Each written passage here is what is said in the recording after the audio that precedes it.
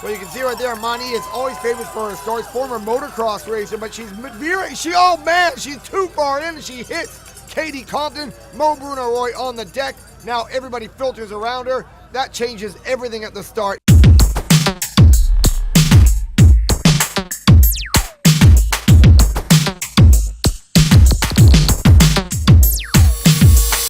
Hello, cyclocross fans, and welcome back to the show. This is it. Who's number one? Week number 8. More like week number great. This was a good one. We had 2 huge races going on. We had the CycleSmart International right here in Massachusetts and the 3-day cyclocross festival, the Cincy 3, out in Cincinnati, Ohio. All said and done, 5 UCI races, 1 awesome weekend. Let's get down to it. Your women's rankings this week. First off, some movement inside the top 20. Some young riders, Magali Rochayette, Emma White fighting for the podium, and then we had Crystal Anthony, Laura Van Gilder, each taking a win in Massachusetts. Meanwhile, in Cincinnati, your number 5 ranked rider this week, whose name I will save for just a second here, 3rd place on Sunday, very solid ride. Didn't make it out to Friday, pretty good ride on Saturday. Honestly, not as good of a weekend as I was hoping for, but more importantly than that, I've seen a lot of comments down there in the comment section on Facebook, on Twitter, about how to pronounce the name of this rider. Is it L? Is it Ella? Is it L-E? To get to the bottom of the issue, I sat down with the rider herself and we worked on it. She explained to me exactly how to pronounce the name, how it was not only meant to be pronounced, but how she would like to be known. So, with no further ado, the official pronunciation key right here. The name, as it is meant to be pronounced, is Elelia Anderson. Elelia Anderson. Elelia Anderson. Your number 4 ranked rider this week, Katie Anthony. The Little Badger, again, continues to get better. 3rd place on Saturday at the C1 in Cincinnati. But more importantly than that, you guys, come here. I totally heard that Katie Anthony is now dating Luke Keough, like from the Keough cyclocross family. I know, right? Word is she was in Gloucester. He took her all like paddleboarding and out for a nice dinner and stuff, and now they are officially an item. For reals. If you don't believe me, look it up. It's totes Facebook offish. I know, right? Number 3 this week, Meredith Miller. The Cal Giant rider makes her highest appearance here on the rankings after 2nd place on Friday, fighting for the podium both Saturday and Sunday in Cincinnati as well. Look out, the Cal Giant rider will have a UCI win by the end of the season. Your number 2 ranked rider this week, falling off of the top spot again this season, is Katie Compton. Again, your number 2 rider presented by Cymet. I don't really know what that's about. They love losers. Or maybe it's Katie Compton who just hates winning. I mean, it seems that way so far this season. I know she's the World Cup leader. She's won a World Cup already. But here in North America, consider this. Her last 5 starts against Katarina Nash, who is, again, your number 1 ranked rider in the country. She is just 1 for 5. Katarina beats her both days in Providence, beats her 2 out of 3 days in Cincinnati. Damn.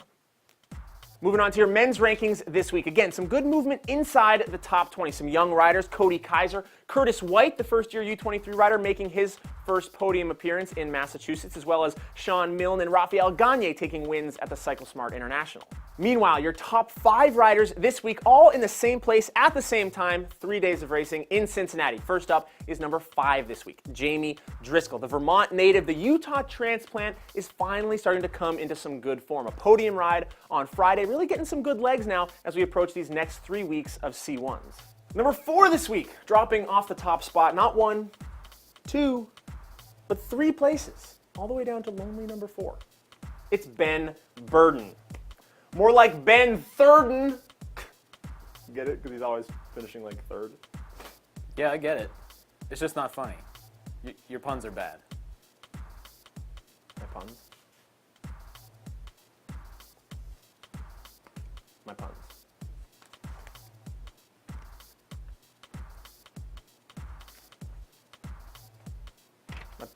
My puns aren't bad. They're terrible. Terrible.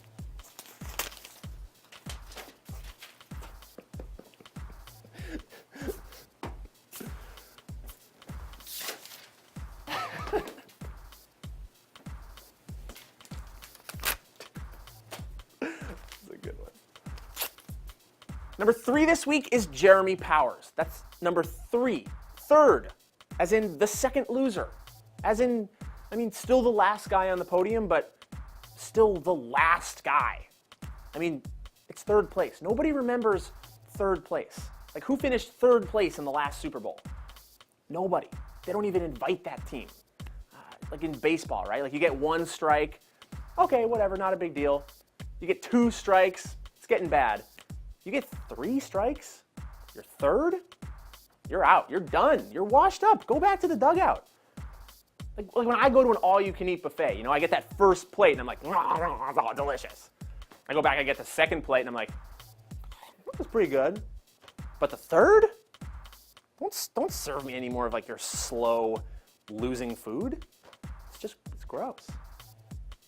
Number 2 this week is Ryan Trebone. Took a big win on Friday in the UCI race in Cincinnati, but more importantly, took the slowest line through every corner on Saturday and Sunday, giving his teammate Tim Johnson the best possible chance to get away from the chasers behind. Come on, Ryan. Jeremy, shut up. Ryan, move. Jeremy, I'm moving. No, I'm coming around. Jeremy, you're not coming around, okay? Seriously, I'm coming around. Jeremy, seriously? Shut up, okay? Shut up. What? Jeremy, shut up! Shut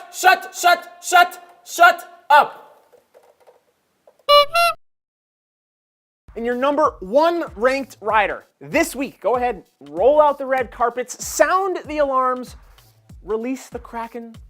This has been a long time coming. This week, your number 1 fastest, most awesome rider in North America, taking 2 wins and 1 second place, including the C1 victory on Saturday in Cincinnati. It is none other than the one, the only, Father Time himself, Timmy Johnson. Congratulations, Tim. You are number 1. And with that, you have wasted another perfectly good chunk of time on the internet right here on Who's Number 1 on BTB TV. And I thank you guys. I don't tell you guys that enough. Thank you. I love you. I like that you watch this show. I hope that you like us. I hope that you like these shows. The only way I can tell is if you like that little like button down there. Or the tweet button. I know some of you aren't on Facebook. Grandma or someone like that. But come on, go ahead. So that's all it takes. Like the button. There you go. Appreciate it. As always, I will see you next week.